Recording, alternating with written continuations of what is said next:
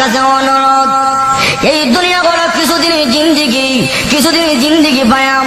আপনি সালমান শাহ তালাশ করেন, নায়ক তালাশ করেন, মাগো স্মার্ট তালাশ করেন, এই দুনিয়া স্মার্টের জিন্দিগি নয়। আপনার স্বামী যখন সুন্নতে রঙিন হয়ে যাবে, নবীজির আমলে আমল হয়ে যাবে, দুনিয়াতে হবে শান্তি, পরকালে হবে শান্তি। কিয়ামতের মাঠে আল্লাহ রাসূল আপনার স্বামীকে চিনবে। মায়ের সাথে কিয়ামতের মাঠে আপনার উম্মতের পরিচয় কি, আলামত কি? আল্লাহর নবী ডাক দে, আয়েশা রে, আমার উম্মত যদি দুনিয়াতে সুন্নত মানে, আমার উম্মত যদি দুনিয়াতে 5 ওয়াক্ত নামাজ পড়ে, ওযু করে, তার প্রত্যেক অঙ্গ প্রত্যঙ্গের মধ্যে নূর চমকাবে। কিয়ামতের ময়দানে বিশ্ব নবী আমি চিনে দেখবো আমার উম্মত গুলো কপাল চানওয়ালা নূর চমকাচ্ছে চেহারার মধ্যে। আমি নবী দেখে চিনে আমার উম্মতকে নিয়ে আমি নবী জান্নাতে পৌঁছিয়া যাব। তাহলে উম্মতের সিনার আলামত হচ্ছে সুন্নত, ঠিক না ঠিক? এখন এই সুন্নত বাদ দিলে লাভ না লস? আর লাভ না লস?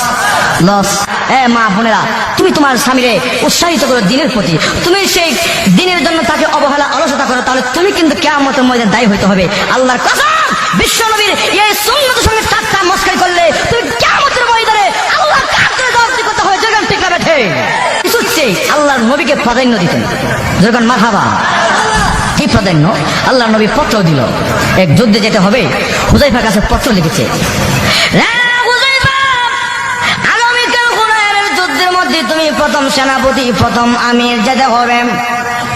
ওই পত্র পাওয়ার সঙ্গে সঙ্গে আল্লাহ নবী সাহাবী হুযায়ফা রাদিয়াল্লাহু তাআলা নাম, উনি যখন পত্র পাইলেন চুমা দিলেন, গাল লাগাইলেন, চোখ লাগাইলেন। হুযায়ফা রাদিয়াল্লাহু তাআলা এই অবস্থায় বীর মজলিসের মধ্যে শুধু ইজাব কবুল করেছে।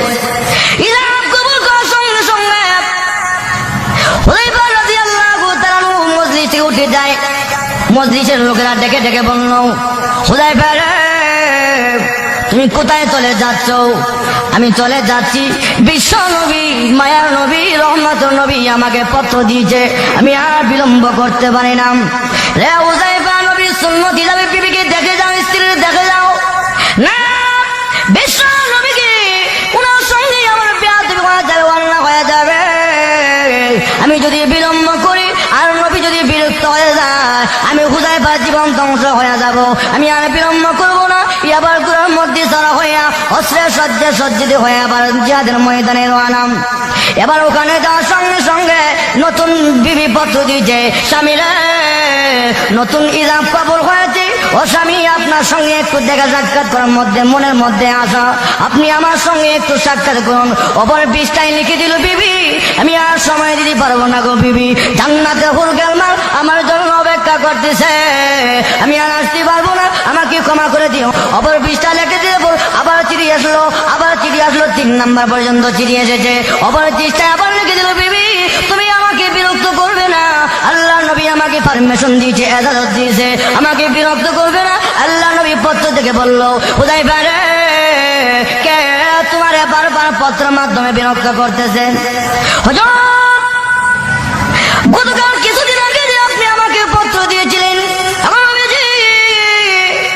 আমি হুযায়ফার ইজাব কবুল হয়েছিল গো নবীজি, যার কারণে আমি হুযায়ফা ইজাব কবুল করার সঙ্গে সঙ্গে আমি যুদ্ধের ময়দানে চলে আসলাম।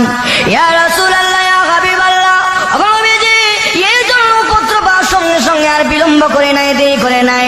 আল্লাহর নবী ডাক দিয়ে, হুযায়ফা রে, আর নবী পারমিশন দিলাম, অনুমতি দিলাম, যাই এই মুহূর্তে তোমার বিবির সঙ্গে তুমি সাক্ষাৎ করে আসো। এবার যুদ্ধের গুড়া নিয়ে শ্বশুর বাড়ির সামনে ডেকে বললো, বিবি রে কি বলার বল। এবার বাড়ি কিনা দাঁড়িয়ে বললো, স্বামী আমরা জানি মুজাহিদরা যুদ্ধে যাওয়ার আগ মুহূর্তে দোয়া করলে দোয়া কবুল হয়, আমি শুধু দোয়া করব, আপনি শুধু আমিন বলবেন। উনি বলল, প্রয়োজন হলে আমি আমিন বলবো। এবার স্ত্রী দোয়া করলো, প্রভু গো, নতুন বিয়ে হয়েছে, দেখা সাক্ষাৎ হয় নাই, আল্লাহ যুদ্ধের ময়দান থেকে আমার স্বামী ফেরত এনেও। এই দোয়া